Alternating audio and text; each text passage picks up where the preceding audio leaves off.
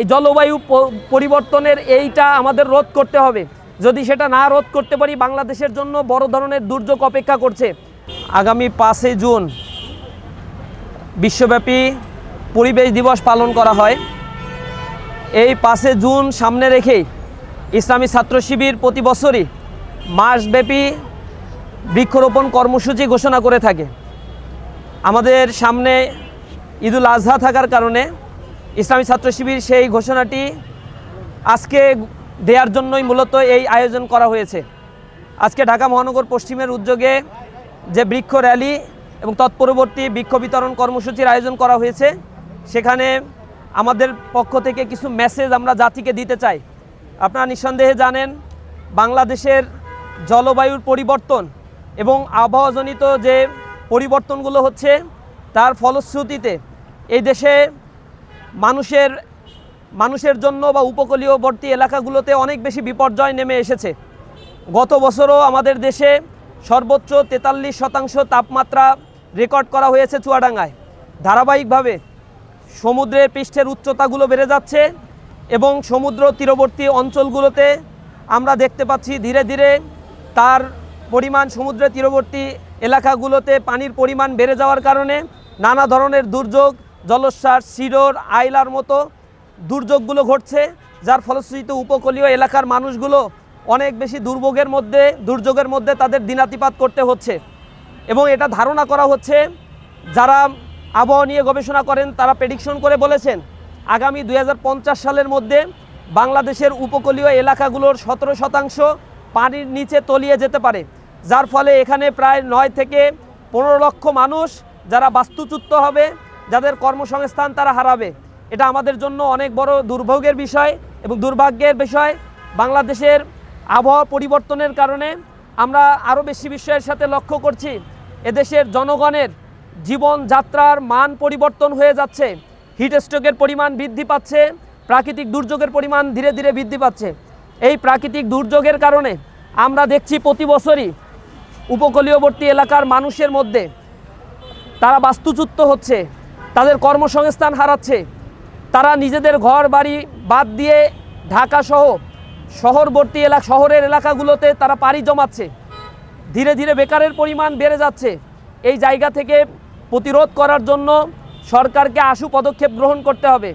প্রতি বছরই জলবায়ু সম্মেলন হয়, 31টি সম্মেলন ইতিমধ্যেই অনুষ্ঠিত হয়েছে, কিন্তু জলবায়ু পরিবর্তনের কারণে যে দেশগুলো ভালনারেবল অবস্থায় রয়েছে সেই দেশগুলোকে কার্যকর পদক্ষেপ গ্রহণের জন্য উন্নত দেশগুলো যে ধরনের ফান্ডিং দেওয়া দরকার তা দিচ্ছে না। জলবায়ু পরিবর্তনের জন্য আমাদের মতো দেশ, অনুন্নত দেশগুলো কার্বন ডাই অক্সাইড নিঃসরণের সবচেয়ে বেশি ক্ষতির মুখোমুখি হচ্ছে। আর সবচেয়ে বেশি যারা কার্বন আরোহণ করে যুক্তরাষ্ট্র, রাশিয়া, পার্শ্ববর্তী ইন্ডিয়া অথবা চায়না, সেই দেশগুলো কার্বন আরোহণ করার ফলে আমাদের মতো অনুন্নত দেশগুলোর উপরে অনেক বেশি চাপ পড়ছে এবং জলবায়ুর এই পরিবর্তনগুলো ঘটছে। এই জায়গা থেকে অতি দ্রুত পদক্ষেপ গ্রহণের জন্য বিশেষজ্ঞরা 2 ধরনের কথা বলে। একটা হচ্ছে অভিযোজন প্রক্রিয়া, আর একটা হচ্ছে প্রশমন প্রক্রিয়া। 2 প্রক্রিয়ার মধ্য দিয়েই এই জলবায়ু পরিবর্তনের এইটা আমাদের রোধ করতে হবে।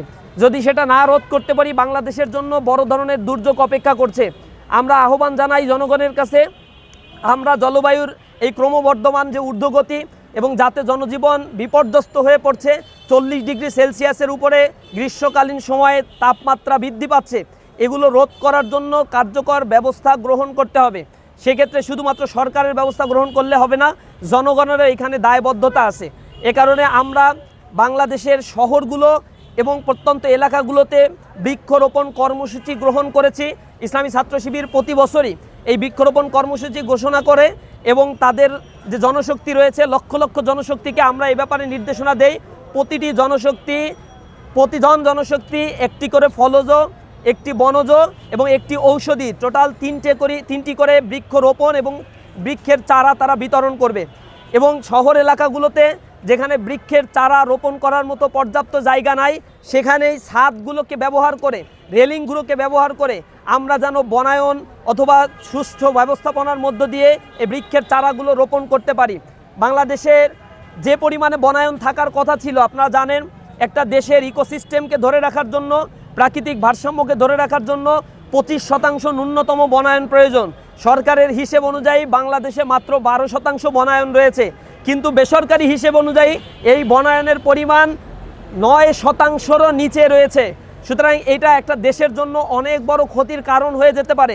বড় ধরনের প্রাকৃতিক দুর্যোগ ঘটে গেলে হাজার হাজার মানুষের জীবন নাশের আশঙ্কাও রয়েছে।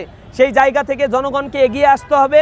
আমাদের স্লোগান এ কারণে, একটি হলেও বৃক্ষরোপণ করব জনে জনে, সবুজ দেশের সুস্থ বাতাস লাগুক সবার প্রাণে।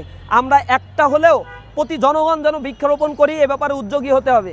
দ্বিতীয়ত, সরকারের প্রতি আমরা আহ্বান জানাই, এই বৃক্ষরোপণের ক্ষেত্রে আপনাদের যে মন্ত্রণালয়গুলো, জলবায়ু মন্ত্রণালয় কাজ করে, অথবা আমরা দেখতে পাই কৃষি মন্ত্রণালয় অথবা পরিবেশ মন্ত্রণালয় অধিদপ্তরগুলো কাজ করছে, কিন্তু কার্যকর কোনো ব্যবস্থা গ্রহণ করা হয় না।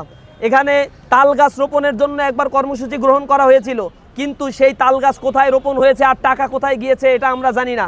শেল্টার সেন্টার নির্মাণের জন্য প্রতি বছর বাজেট দেওয়া হয়, কিন্তু শেল্টার সেন্টার নির্মাণের ক্ষেত্রে যে পরিমাণে দুর্নীতি করা হয়, সেই দুর্নীতির কারণে শেল্টার সেন্টারগুলো গরু ছাগলের খামারে পরিণত হয়েছে, অথচ গরু ছাগল থাকার জায়গায় পরিণত হয়েছে, সেখানে মানুষ থাকতে পারে না। সেখানে স্যালানিটির কারণে যে বিল্ডিং নির্মাণ করা হয় তার টেম্পার 2 বছরও টিকে না, ভেঙে পড়ে যায়। এরপরে যে এলাকাগুলোতে বৃক্ষরোপণের জন্য, জলবায়ু নিয়ন্ত্রণের জন্য আরও বিভিন্ন কাজে যে ধরনের বাজেট বরাদ্দ দেওয়া হয়, সরকারের পৃষ্ঠপোষকতায় সেই বাজেটগুলো কর্তা ব্যক্তিরা ভক্ষণ করে নেয়।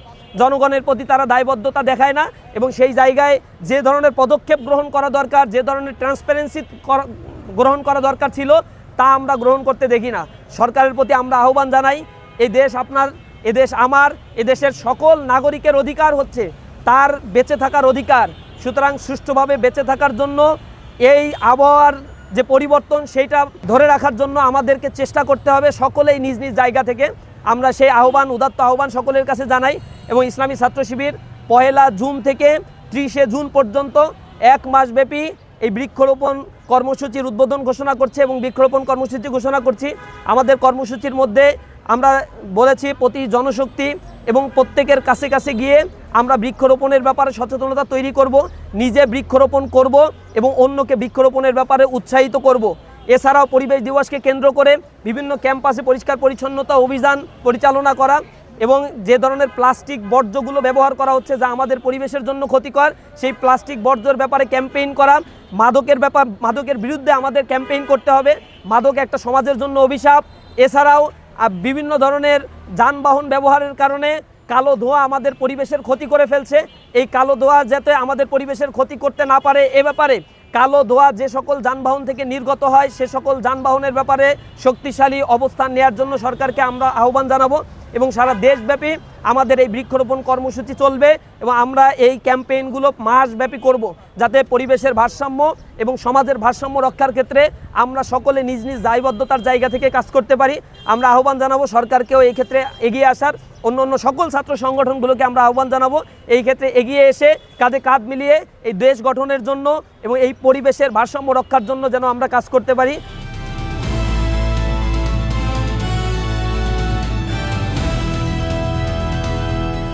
দিনাজপুর টিভি, মানুষের জীবনের কথা বলে।